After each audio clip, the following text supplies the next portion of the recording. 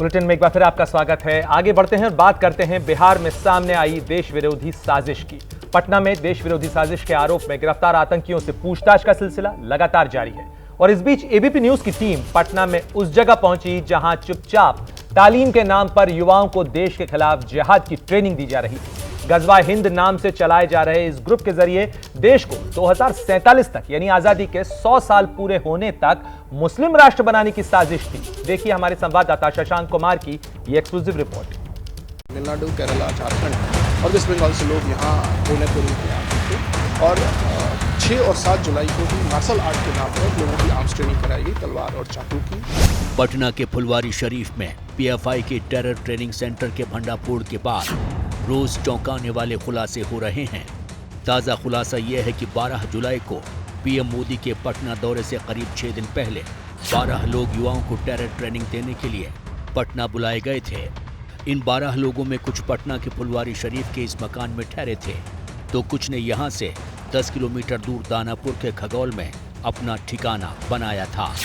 इस वक्त हम पटना में दानापुर रेलवे स्टेशन के पास हैं। आपको दिखाना चाहेंगे ये दानापुर रेलवे स्टेशन के बिल्कुल पास का एरिया है। वहाँ देखिए एक छत पे लाउड स्पीकर लगा हुआ है। हम अपने कैमरा पर्सन विशाल राय को कहेंगे आपको जूम कर दिखाएं। जो लाउड स्पीकर जिस छत पे लगा हुआ है वहाँ पर मस्जिद और मदरसा दोनों है। जो सूत्र बता रहे हैं कि यहाँ पर बाहर से दूसरे राज्यों से लोग आए थे और यहाँ पर युवाओं को ट्रेनिंग देते थे। उन लोगों का एक ही लक्ष्य था कि 2047 तक भारत को मुस्लिम राष्ट्र बना दिया जाए। वो लोग चाहते थे कि हिंदू मुस्लिम के बीच में तनाव पैदा हो। पुलिस जांच में ये सब बात सामने आया था और इसके लिए वो लोग युवाओं को यहाँ पर ट्रेनिंग देते थे।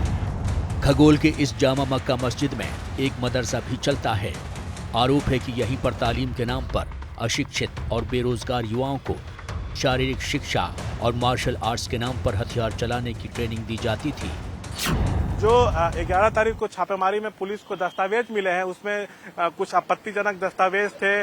ये भी पता चला कि ये लोग पीएफआई एसडीपीआई से जुड़े हुए हैं। 2047 तक भारत को मुस्लिम राष्ट्र बनाना चाहते थे तो उनके पास से इसका एक डॉक्यूमेंट भी बरामद हुआ था। तो देश विरोधी गतिविधियां जो है इस तरह के सेंटर्स पे चलती थी। यहीं पर अशिक्षित युवाओं को जो है ब्रेन वॉश करके हथियार चलाने का ट्रेनिंग दिया जाता था। मार्शल आर्ट के नाम पर यहाँ पर गलत ट्रेनिंग दी जाती थी। ये वही एरिया है जो हम आपको दिखा रहे हैं तस्वीर में। लगभग 2 कट्ठे के प्लॉट पर यह बना हुआ है। नीचे कैंपस में यहाँ पर ट्रेनिंग देने का काम जो है वो किया जाता था।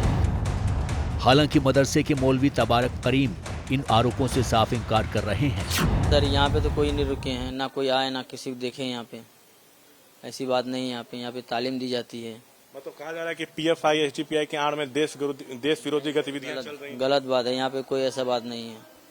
कोई यहाँ पे आया ही नहीं सर। ना कोई रुका है यहाँ? ना कोई रुका यहाँ पे। अच्छा, कितने दिन से आप हैं यहाँ पे? हम 4 साल से हैं। आपको बता दें 11 जुलाई की शाम को फुलवारी शरीफ के अहमद पैलेस से मोहम्मद जलालुद्दीन अतहर परवेज के बाद इस टेरर मॉड्यूल के खौफनाक इरादों के खुलासा हुआ था।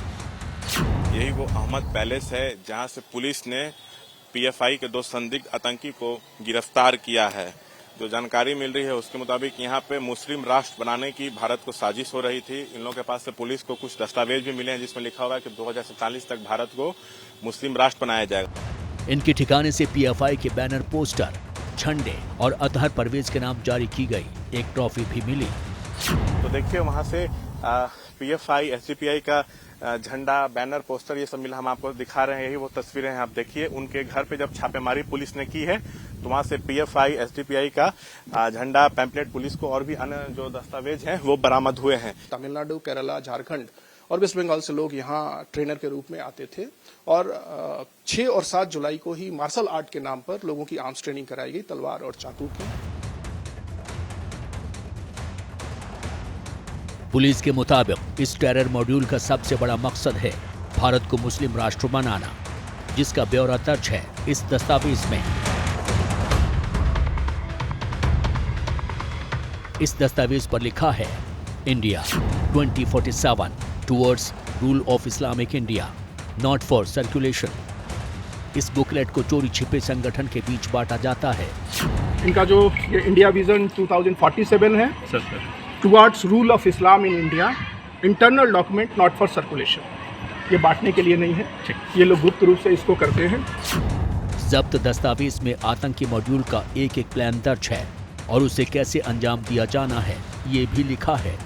डॉक्यूमेंट की इसी गाइडलाइन पर टेरर मॉड्यूल के आतंकी ट्रेनिंग सेंटर चला रहे थे। मोहम्मद जलालुद्दीन के मकान में पीएफआई की राजनीतिक पार्टी एसडीपीआई से जुड़ा अतहर परवेज नाम का संदिग्ध आतंकी बीते 2 महीने से इस खुफिया मिशन को अंजाम देने में जुटा था। अतहर पहले प्रतिबंधित आतंकी संगठन सिमी से जुड़ा था। अतहर परवेज, जिसके बारे में अभी तक जो सूचना प्राप्त हुई है वो सिमी के पूर्व सदस्य रहे हैं। 2001-2 में जब सिमी बैन हुआ था तो बिहार में जो ब्लास्ट हुए थे उसमें इनके छोटे भाई मंजर परवेज जेल गए थे और 2001, 2003 और 2013 में बिहार में जो केसेस हुए हैं टेररिस्ट एक्टिविटीज़ के, उन सारे केसेस के अभियुक्तों के ये बेलर हैं। ये वेरीफाई हो गया है, इन्होंने खुद इसको स्वीकार किया है।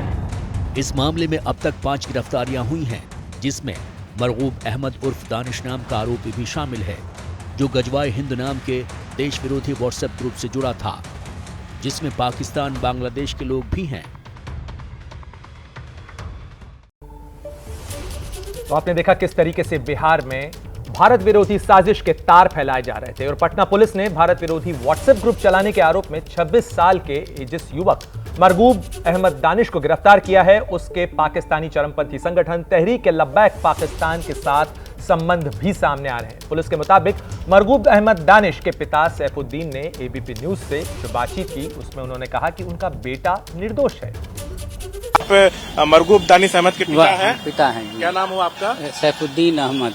अच्छा, आपके बेटे को पुलिस ने गिरफ्तार किया है। पुलिस का आरोप है कि वो देश विरोधी गतिविधियों में लिप्त था, गजवाए हिंद व्हाट्सएप चलाता था, कश्मीर पाकिस्तान के आतंकी संगठन से जुड़ा था। क्या ये सच है? ये हमको तो गलत लगता है। घर ही पे बैठा रहता, घर से बाहर नहीं गया है, वो कैसे किसी ग्रुप में जा सकता है? घर से तो जाना होगा, 1 दिन 2 दिन गायब होना होगा, वो घर से कभी गायब ही नहीं हुआ। हम जहाँ जाएंगे हमारे साथ जाएगा, मेरे साथ रहेगा, माँ के साथ जाएगा और किसी के साथ वो बाहर नहीं जाता था। आपका कहना है कि वो कोई भी जैसे तहरीक-ए-लब्बैक से जो संगठन है कहा जा रहा है उससे भी जुड़ा हुआ था? कोई लोग ही मेरे यहाँ नहीं आते थे, उससे मिलने वाले कोई भी बच्चे नहीं आते थे। अच्छा, आप उसका व्हाट्सएप वगैरह, पुलिस ने उसको उसके फोन के साथ गिरफ्तार किया। पुलिस ने कहा कि उसके फोन में कई आपत्तिजनक पोस्ट थे जो व्हाट्सएप ग्रुप में डाले जाते थे। तो क्या वो व्हाट्सएप ग्रुप चलाता था? वो उसका माइंड, हाँ, व्हाट्सएप मोबाइल ही चला रहा, तो उसमें व्हाट्सएप भी होगा। हमको तो उसके बारे में जानकारी मोबाइल का नहीं है कुछ, कि क्या कर, कैसे चलाया जाता है, क्या किया जाता है। हमारे पास ये मोबाइल है, यही चलाते हैं हम। अच्छा, मैंने आपका बेटा कोई गजवाए हिंद व्हाट्सएप चलाता था या नहीं? आतंकी ग्रुप था? नहीं, हमको नहीं मालूम। आपको नहीं? उसके बाद हमको कुछ दिखा ही नहीं उसकी चीज को। आज तक कभी उसको आप ऐसा करते हुए नहीं देखा? नहीं, किसी को। आपको ये लगता है कि आपका बेटा पूरी तरह निर्दोष है? बिल्कुल निर्दोष है वो। हाँ, मोबाइल के जरिए आपसे दोस्ती हो गई तो अब हम चोर हैं, आप किससे दोस्ती हो गई तो आपको ही लोग पकड़ लिया कि भाई तुम कैसे दोस्ती क्यों, ये अलग सी बात हो गई। लेकिन वो किसी ग्रुप को नहीं चलाता था, यहाँ किसी से मिलना जुलना नहीं था, किसी से भी। अच्छा, ये बताइए कि आपको लग रहा है कि आपके बेटे को फंसाया जा रहा है? ये हम नहीं बोल सकते हैं भाई, आज हर बात तो खुली है। जब ये बोल ही रहे हैं तो अब उसको आपको ये लगता है कि फंसाया गया है?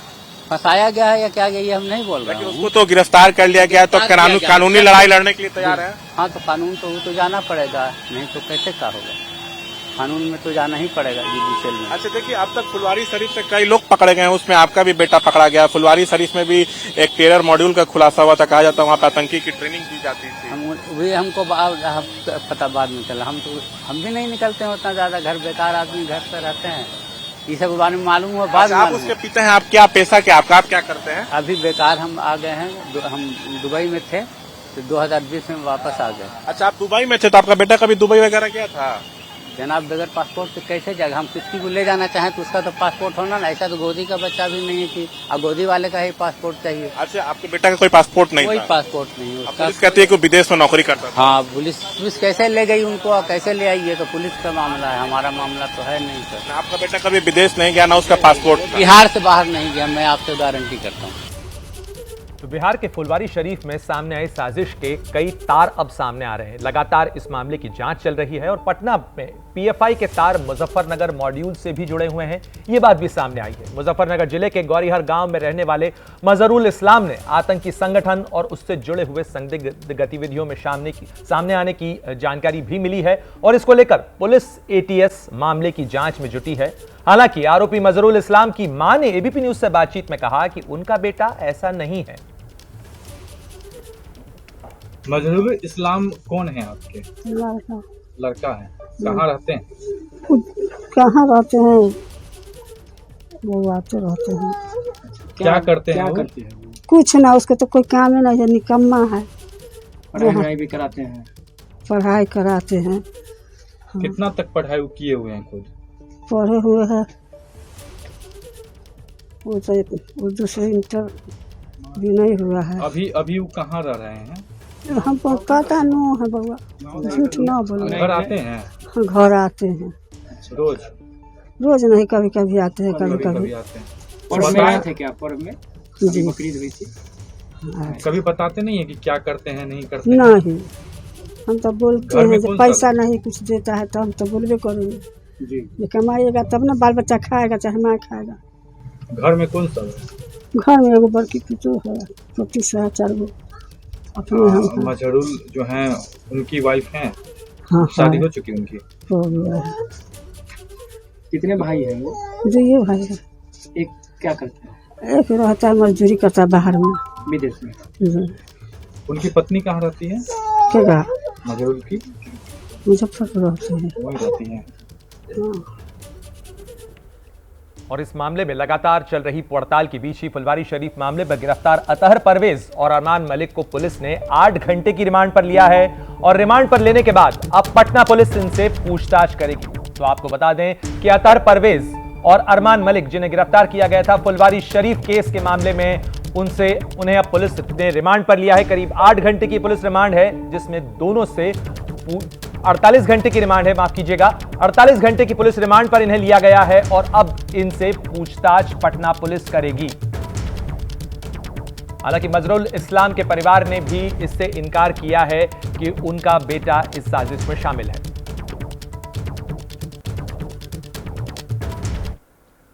पटना टेरर मॉड्यूल की जांच जैसे जैसे आगे बढ़ रही है, इसमें कई नए चेहरे भी शामिल हो रहे हैं। हमारी ये खास रिपोर्ट देखिए जो उजागर करती है इन तमाम चेहरों को। इनका मकसद हिंदुस्तान में दहशत फैलाना नहीं बल्कि खतरनाक आतंकी संगठन बनना था। टेरर मॉड्यूल का पर्दाफाश पटना में हुआ, लेकिन इसका तार बिहार की राजधानी से सैकड़ों किलोमीटर दूर मोतिहारी से जुड़ गया। एक और नया चेहरा सामने आया है जिसका नाम है रियाज मारूफ उर्फ बबलू। सूत्रों के मुताबिक एनआईए की टीम कल रियाज के गांव पहुंची, लेकिन रियाज मारूफ उर्फ बबलू को पकड़ नहीं पाई। उससे पहले वो फरार हो गया। घर वालों से भी मुलाकात नहीं हुई। रियाज एक ट्रेनिंग कैंप चलाता था। कैंप में मुस्लिम युवकों की भर्ती की जाती थी। मुस्लिम युवकों को पीएफआई से जोड़ना था। समाज सेवा के जरिए मुस्लिम युवकों तक पहुंचता था। बिहार में 2024 पीएफआई के विस्तार की विशेष जिम्मेदारी भी दी गई थी। मुस्लिम पाठशालाओं में रियाज कार्यक्रम का आयोजन करता था, जिसके बैनर पोस्टर भी लगाए जाते थे। रियाज के कैंप में मुस्लिम युवकों को नफरत फैलाने की विशेष ट्रेनिंग दी जाती थी। साथ में लाठी डंडे चलाना भी सिखाया जाता था। मकसद था पीएम मोदी के कार्यक्रम में दहशत फैलाना। इस काम के लिए अतहर और जलालुद्दीन के साथ रियाज को भी विशेष जिम्मेदारी दी गई थी। तो बिहार के फुलवारी शरीफ में सामने आई साजिश की जांच जैसे जैसे आगे बढ़ रही है, इसके तार फैलते हुए नजर आ रहे हैं और ऐसा साफ नजर आ रहा है कि यह साजिश छोटी नहीं बल्कि बड़ी थी। इस पूरे मामले पर ज्यादा जानकारी के साथ हमारे सहयोगी शशांक जुड़ गए हैं। शशांक, जिस तरीके से पुलिस इस मामले में जांच कर रही है, दोनों आरोपियों को फिलहाल 48 घंटे की रिमांड पर लिया गया है, आगे किस तरीके का क्रैकडाउन बिहार पुलिस कर रही है इस पूरे मामले के अंदर? देखिए, अतहर परवेज को और अरमान मलिक को कल 48 घंटे के रिमांड पे लिया गया है। इन दोनों से पूछताछ होगी और इसके बाद मोहम्मद जलालुद्दीन, सबसे पहले इसको गिरफ्तार किया गया था फुलवारी शरीफ के अहमद पहले से, इसके बाद उसको पुलिस रिमांड पे लेगी। इन दोनों से जो पूछताछ होगी, ये जो बोलेंगे उसका वेरीफाई पुलिस जलालुद्दीन को रिमांड पर लेके करेगी। कितना सच और कितना झूठ, दोनों के बीच का ये फासला है। और वहीं यूपी एटीएस की मदद से पटना पुलिस ने एक नूरुद्दीन जंगी को भी गिरफ्तार किया है, वो भी पीएफआई का सदस्य है। इस पूरे मामले में टोटल 26 लोगों पे एफआईआर हुई है, जिसमें अब तक 5 लोग गिरफ्तार हैं। 21 लोग अभी भी गिरफ्तार होना बाकी, उसमें से कई फरार चल रहे हैं। पटना में एटीएस की टीम बनी हुई है। पटना पुलिस और एटीएस मिलकर बिहार के अन्य जिलों में लगातार छापेमारी कर रही है। दूसरे राज्यों में भी यह ऑपरेशन चल रहा है। उसी के तहत यूपी एटीएस और पटना पुलिस ने लखनऊ से नूरुद्दीन जंगी को पकड़ा है, और भी कुछ अन्य राज्यों में छापेमारी हो सकती है। और जहां तक बिहार की बात है तो अभी भी खास करके सीमांचल के इलाके हैं, कटिहार हो, किशनगंज हो, उसके बाद जो वहां से अलग थोड़ी दूरी पे जिले हैं जैसे दरभंगा, वहां पे भी छापेमारी चल रही है। कोशिश यही है कि जितने लोगों का नाम एफआईआर में दर्ज है उनको पकड़ा जाए। जहां तक मरगूब अहमद दानिश की बात है तो ये गजवाए हिंद नाम से व्हाट्सएप ग्रुप चलाता था, जिसमें 181 मेंबर थे। उसमें पाकिस्तान से लेके बांग्लादेश और कुछ गल्फ कंट्री के भी लोग थे। तो पुलिस जो है अब इस जांच में भी जुटी हुई है कि इसके तार और कहां से जुड़े हुए थे। और ये जो 2 लोगों को रिमांड पे लिया गया है, अतहर परवेज को और उसके साथ में अरमान मलिक को, तो इन लोगों का क्या पाकिस्तान कनेक्शन है या नहीं, और इन लोग जो ट्रेनिंग सेंटर चलाते थे उसमें फंडिंग कहां से होती थी, क्या विदेश से ज्यादा फंडिंग होता था, उस पर भी पुलिस जो है इसकी जांच कर रही है। और पटना में अब तक 2 ट्रेनिंग सेंटर सामने आ चुके हैं। एक फुलवारी शरीफ के अहमद पैलेस में ट्रेनिंग सेंटर चलता था, और एक खगौल में भी कल ट्रेनिंग सेंटर चलता था। हमने वो तस्वीरें भी दिखाई थी, वहां से रिपोर्ट भी किया था कि दानापुर रेलवे स्टेशन के ठीक अपोजिट साइड में एक मदरसा है, उसमें मस्जिद भी चलता है। वहां पे कुछ लोग बाहर से आकर रुके थे और ट्रेनिंग देने का काम किया था। इसी तरह पटना के सगुना मोड़ में भी एक ट्रेनिंग सेंटर है, जो हमारे सूत्र बता रहे हैं। ट्रेनिंग सेंटर एक सगुना मोड़ में भी चलता था। टोटल 3 ट्रेनिंग सेंटर जो है पटना में चलाए जाते थे, जहां पे आतंकी ट्रेनिंग दी जाती थी। शारीरिक शिक्षा, मार्शल आर्ट के नाम पर जो हथियार चलाने की ट्रेनिंग होती थी। तो पुलिस की कोशिश ये है कि इन तीनों के अलावा क्या बिहार के अन्य जिलों में भी ट्रेनिंग सेंटर चलते थे, इसके जांच में भी जो पुलिस है वो जुटी हुई है। और जहां तक इस मामले में बात है तो इसमें जो सबसे पहले जिसकी गिरफ्तारी हुई थी जलालुद्दीन की, तो उसको पुलिस कल हो सकता है रिमांड पर ले। और इन लोगों का पाकिस्तान और आप महत्वपूर्ण जानकारी दे रहे हैं इस पूरे मामले के अंदर। जिस तरीके से लगातार पड़ताल चल रही है, नए नए तार सामने आ रहे हैं, साथ ही ये सामने आ रहा है कि किस तरीके से इस पूरी साजिश का ताना बाना रचा गया था। पटना में प्रधानमंत्री नरेंद्र मोदी के कार्यक्रम में दहशत व आतंकी घटना को अंजाम देने के ये जो तार हैं वो बिहार के मोतिहारी से भी जुड़े हैं। और मोतिहारी के चकिया के रियाज मारूफ उर्फ रियाज या कहें उर्फ बबलू का नाम भी सामने आया है। इस गांव से एनआईए की टीम ने मारूफ के घर पर दस्तक दे दी है। रियाज उर्फ मारूफ या बबलू फिलहाल फरार बताया जा रहा है। चकिया पुलिस थाना के से महज 1 किलोमीटर के अंदर यह संगठन काम कर रहा था। इसने ट्रेनिंग कैंप भी स्थापित किया था और साथ ही दर्जनों मुस्लिम लड़कों को इसमें हिस्सा लेने के लिए प्रोत्साहित किया जा रहा था।